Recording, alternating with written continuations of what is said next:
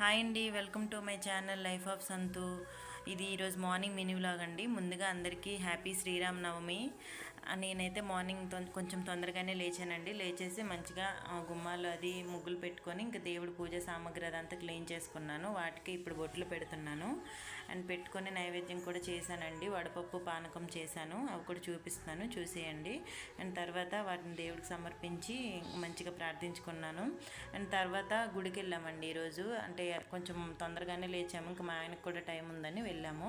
ఇక్కడైతే ఏం హడావిడి లేదు. మ్యాక్సిమం ఇక్కడ రాముడు అంటే రామకోవిలు ఎక్కడ అని అడిగినా కూడా చాలామందికి తెలియదండి. ఇక్కడ మేబీ వీళ్ళు సెలబ్రేట్ చేసుకోరేమో అని వెళ్ళాము. అందుకే గుడిలో ఎవరు లేరు, దర్శనం మంచిగా అయింది.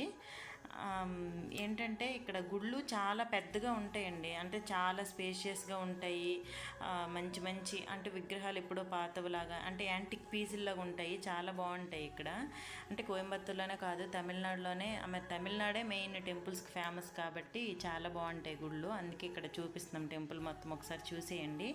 అండ్ తర్వాత మా బాబు అయితే మాత్రం వెళ్ళినప్పటి నుంచి ప్రసాదం అని అడిగాడు. పాపం ప్రసాదం కూడా ఇక్కడ లేదు. కొంచెం అవి పుష్పాలు కొంచెం బొట్టిస్తే తీసుకొని వచ్చేసాము. మాకైతే చాలా బాగా దర్శనం అయింది. ఇంటికి వచ్చేసరికి లేట్ అయిపోయిందని టిఫిన్ తీసుకున్నాము. ఇంటికి వచ్చి నేనైతే మంచిగా టిఫిన్ చేసేసాను. అండ్ మా బాబుకి కూడా ఇక్కడ దోశ పెట్టాను, వాడు కూడా తినేసాడు. అంతేనండి. వీడియో ఇంకొకసారి చెప్తున్నాను, అందరికీ శ్రీరామనవమి శుభాకాంక్షలు. నా వీడియో నచ్చితే లైక్ చేసి, షేర్ చేసి, సబ్స్క్రైబ్ చేసుకోండి. బాయ్, టాటా.